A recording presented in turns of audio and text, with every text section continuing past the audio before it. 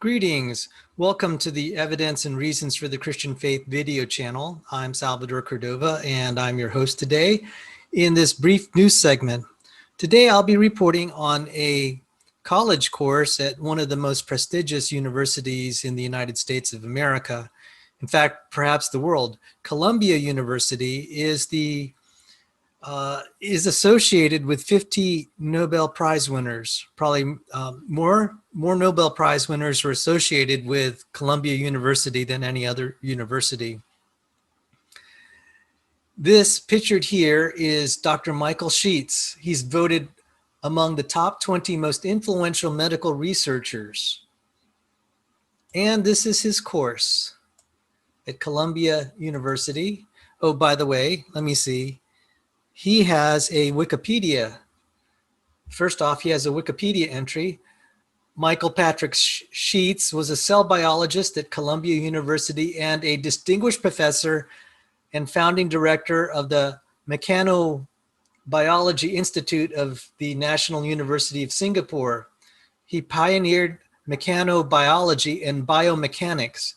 In 2019, Scheetz joined the University of Texas Medical Branch Galveston as a tenured professor in the Department of Biochemistry and Molecular Biology, where he holds the Robert A. Welch Distinguished University Chair in Chemistry. In 1972, he received his PhD from California Institute of Technology. So this guy is just like super brilliant. So let me report on his course. This is his course at Columbia University.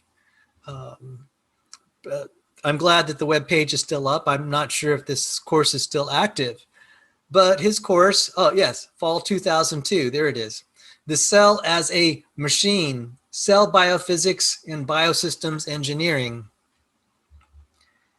And here's the description. Cells are complex micron-sized machines that may be best understood through reverse engineering. Let me just pause here briefly and say, golly, the best way to understand the cell is through reverse engineering. That is, trying to reverse engineer the design, the architecture, the purposes of the function. It's not through universal common ancestry. It's not through evolutionary biology. And that's why some of the top cell biology teams that research the cell don't have much use for paleontologists. Sorry. Anyway,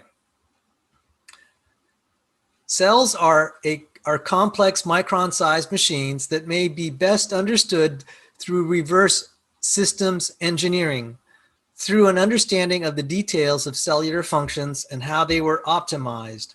To understand the functions, we will review basic solution, physical chemistry, mechanics, and diffusion theory. And as some of you know, I have a deep interest in molecular biophysics. This is kind of a glimpse of the way that I see the world of biology. The reference books are Molecular Biology of the Cell by Alberts, 3rd edition, and Biomechanics by Y.C. Fung. Again, this is a 2002 course. The assignments for undergrads will primarily involve the solution of practical cellular problems using equations given in class. Graduate students will read and critique original papers in addition to solving the problems. Prerequisites are calculus and physics. Calculus and physics, not evolutionary biology. Co-requisites, cell biology or biochemistry. Outline of course. This is a general survey of a variety of cell functions, which emphasizes a problem-based approach to understanding the functions, because cell functions are based upon a wide range of physical principles. The physical principles will only be introduced and references are provided in case you wish to delve further in any area. Many of the principles are discussed in Molecular Biology of the Cell, Alberts et al., and other biophysics, e.g. Random Walks in Biology by Berg, and Physical Chemistry, Atkins. Texts. Problems are meant to facilitate a quantitative understanding of cellular functions and lower the energy barrier to future back-of-the-envelope calculations that can determine if something is physically possible or worthless tripe. Take-home lessons. Cells are nanomachines. Cells are nanomachines that have an intermediate number of components and typically work in a low Reynolds number size regime. Thus, most cells' functions are based upon stochastic processes that vary from cell to cell and over time. It is perhaps surprising that cells function properly under a wide variety of conditions and exhibit a robustness of function that belies highly developed feedback control systems.